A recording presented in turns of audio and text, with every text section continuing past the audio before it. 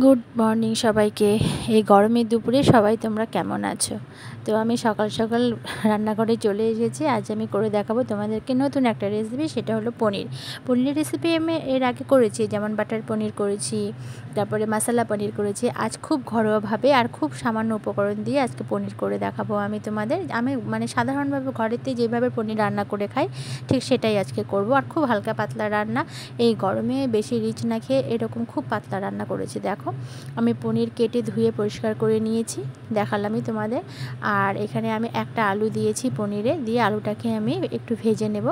তো কড়াইয়ে তেল গরম করে ভেজে নিলাম। অল্প ভাজা হলে আমি ওর মধ্যে পনির দিয়ে দেবো, একসঙ্গে সবগুলোকে ভেজে নেব। খুব তাড়াতাড়ি রান্না করব, প্রচণ্ড গরম পড়েছে, রোদ ঝাঁ চকচক রোদ চারিদিকে, গরমে রান্নাঘরে টেকাই যাচ্ছে না। তো আমি খুব তাড়াতাড়ি রান্না করে রান্নাঘর থেকে বেরিয়ে যাইটাই ভালো লাগবে। তো দেখো আমি পনিরটাকে একটু লবণ আর হলুদ দিয়ে ভালো মতো ভেজে নেব। আর প্রথমে আমি দেখেছি তেলে একটু লবণ দিয়ে দিয়েছিলাম, লবণটা একটু পরিমাণ মতোই দেব। আর এখানে একটা টমেটো আমি একটুখানি গাটাকে একটু জাস্ট পুড়িয়ে নেব, কারণ যাতে একটু চামড়াটা উঠে যায়। তো আমি টমেটোটা সেখানে পুড়তে দিলাম।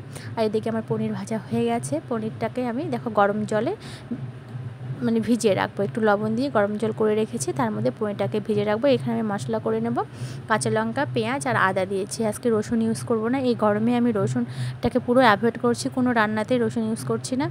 তো আমি এখানে এই যে পেস্ট করে নিয়েছি, নিয়ে আমি এটা এখন ওই তেলেই দিয়ে দেব। তেলে আর একটু তেল দিলাম আমি, দিয়ে এবার ওই মশলা দিয়ে দেবো। নিরামিষও করা যেত, তো আমাদের ঘরের বাড়িতে আবার নিরামিষ পনির পেঁয়াজ ছাড়া পনির খেতেই চায় না, তার জন্য আমি এখানে একটাই পেঁয়াজ দিয়েছি। তো দিয়ে মশলা এখানে আমি আদা, এই তোমার ভাজা না এটা কাঁচা জিরের গুঁড়ো, আর দিলাম আমি একটু ধনে গুঁড়ো, ভাজা ধনে গুঁড়ো দিয়ে এই মশলাটা কষিয়ে নেব। আর যে টমেটোটাকে আমি করে রেখেছিলাম, পুড়িয়ে রেখেছিলাম, যা চামড়াটাকে তুলে পরিষ্কার করে টমেটোকে পেস্ট করে নিলাম, পেস্ট করে নিয়েছি। এটা এবার আমি এর মধ্যে দিয়ে দেবো। দিয়ে মশলাটাকে ভালো মতো কষানো হলেই যে আমি পনিরগুলোকে ডুবিয়ে রেখেছিলাম, এই পনিরগুলো এখন এই মশলার মধ্যে দিয়ে দেবো। দিয়ে মশলাটাকে ভালো করে পনির সহ কষিয়ে নেব, কষিয়ে নিয়ে জল দেবো। দেখো তোমরাও তো এরকম পনির রান্না সবাই জানোই, আমি জানি, কিন্তু সবার রান্নার মধ্যে একটু পার্থক্য ভিন্নতা তো থাকবেই, তাই না? তাই আমি চেষ্টা করেছি আমি যেভাবে ঘরে করে খাই সেটাই তোমাদেরকে দেখাতে। তো তোমরা অবশ্যই এইভাবে রান্না করে খাবে আর জানাবে যে কেমন হয়েছে খেতে। আশা করি সবারই খুব ভালো লাগবে এরকম সিম্পল রান্না খেতে।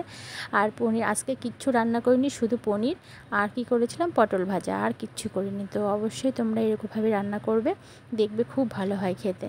তো দেখো আমার রান্নাটা আমি এটা ঢাকা দিয়ে রেখেছিলাম, যখন ফুটে গেছিলো তো ঢাকা দিয়ে রেখে দিয়েছিলাম। ঢাকা খুলে আমি তোমাদের দেখাচ্ছি যে দেখো কেমন হয়েছে। একটু ঝোল ঝোল রাখবো, এখন একটু গরম মশলার গুঁড়ো দিয়ে নামিয়ে নেবো, কারণ দেখো আমি এখানে গরম মশলা ইউজ করিনি, শুধু নামানোর সময় দিলাম। যেটা আমার ফাইনাল লুক, দেখো কেমন হয়েছে, দেখতে তো খুব ভালো লাগছে আর খেতেও খুব ভালো হয়েছিল। আর পনিরটা খুবই সফট ছিল। তোমরা অবশ্যই এভাবে করে খাবে, আর সকলেই খুব এই গরমে খুব ভালো থেকো। Bye bye.